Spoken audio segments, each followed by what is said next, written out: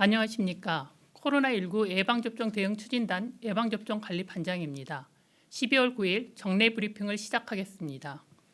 금일 중앙재난안전대책본부에서는 동절기 집중접종기간 연장, 청소년 동절기 추가 접종, 실내 마스크 착용 의무 조정 방안에 대한 논의가 있었습니다. 먼저 동절기 집중접종기간 연장에 대해 말씀드리겠습니다. 지난 11월 21일부터 60세 이상 어르신과 감염 취약시설 입소자 등 고위험군의 이가 백신 접종 제고를 위해 집중 접종 기간을 운영하고 있습니다. 지자체와 의료계의 노력 그리고 많은 국민들의 적극적인 참여 덕분에 접종률이 꾸준히 상승하고 있습니다. 특히 반드시 접종이 필요한 60세 이상 감염 취약시설의 접종률은 집중 접종기간 발표 이후 9.4%, 23.7% 증가하여 12월 9일 기준으로 각각 24.1%, 36.8%를 나타내고 있습니다. 그러나 아직은 어르신들의 건강과 생명을 충분히 보호해드리기에는 부족한 상황입니다. 이에 보다 많은 분들이 접종에 참여하실 수 있도록 집중 접종 기간을 연장하고자 합니다. 이 같은 판단의 근거는 다음과 같습니다. 먼저 고위험군에서의 방역 상황이 여전히 위험합니다. 60세 이상과 요양병원, 요양시설에서 재감염자, 위중증 환자와 사망자가 높게 발생하고 있습니다. 최근 한 주간 일평균 위중증 환자와 사망자 중 60세 이상의 비율은 각각 89%, 96%로 대다수를 차지하고 있습니다.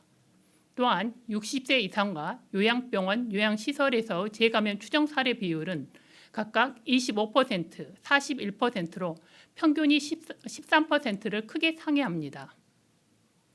고위험군은 재감염 예방을 위해서라도 반드시 이가 백신 접종이 필요합니다. 실제 접종 사례에 기반한 접종 효과도 확인되고 있습니다. 최근 미국 CDC에서 발표한 이가 백신 접종 효과 분석에 따르면 이가 백신을 추가 접종한 그룹은 기존 백신만 접종한 그룹보다 감염 예방 효과가 최대 56% 높게 나타났습니다.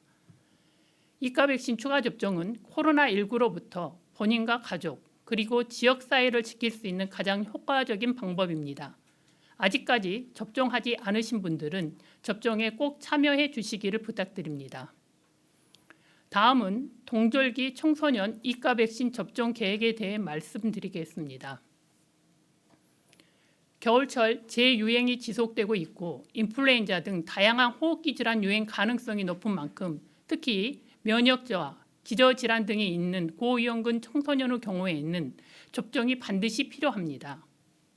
식약처의 화이자 BA.1 및 BA.4.5 이가 백신 접종 허가 연령이 12세이며 미국, 영국, 일본 등 주요국에서도 청소년의 이가 백신 접종을 권고하고 있습니다. 소아청소년 및 백신 분야 전문가 자문회의, 예방접종 전문위원회 심의를 거쳐 청소년 이가 백신 접종 계획을 수립하게 되었습니다. 다음은 청소년 확진 및 접종 현황입니다. 겨울철 재유행이 시작된 10월 중순 이후 10대의 코로나19 발생률이 현재까지 지속 증가하고 있으며 청소년의 재감염 추정 사례 비율은 17.6%로 평균인 13%를 상회하고 있습니다. 청소년의 인구 대비 접종률은 2차 접종이 66.5%, 3차 접종이 11.5%입니다. 접종 계획 세부 사항입니다. 국내에서 12세 이상으로 허가받은 화이자 BA.1 및 BA.4.5 기반 이가 백신을 활용하고 노바백스 백신은 mRNA 백신 접종이 곤란한 경우 보조적으로 활용할 예정입니다. 2차 접종 이상을 완료한 12에서 17세를 대상으로 하며 만성질환, 당뇨, 비만, 면역 억제제 복용자 등 고위험군에게는 적극 권고하고자 합니다. 접종 간격은 현재 시행하고 있는 동절기 접종과 동일하게 마지막 접종일로부터 3개월 이후입니다. 12일부터 사전 예약과 당일 접종이 가능하며 19일부터 예약 접종을 시작합니다. 청소년은 오미크론 변이주에 3 내지 5배 더 쉽게 걸리고 두 번째 감염 위험이 성인보다 1.8배 높으므로 면역 저하자 및 기저질환자 등 고위험군은 이가 백신 접종에 적극 참여해 주시기를 부탁드립니다. 마지막으로 실내 마스크 착용 의무 조정 방향에 대해 말씀드리겠습니다.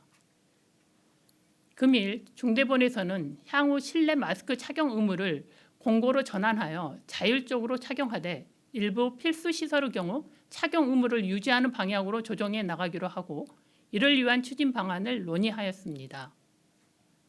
조정의 시점은 코로나19 환자 및 위중증 사망자 추세와 방역 대응 역량 등을 고려하는 것이 필요할 것으로 논의되었으며 지표의 수준을 개별적으로 설정하는 것보다는 위험 수준을 종합적으로 판단할 수 있는 방안을 강구하기로 하였습니다. 이러한 기본적인 방향 하에 다음 주에 있을 전문가 공개 토론회 및 국가감염병 위기 대응 자문위원회 등 의견 수렴 과정을 거쳐 조정 방안을 구체화할 예정이며 최종 확정된 의무 조정 로드맵은 연내 중대본 논의를 거쳐 발표하기로 하였습니다.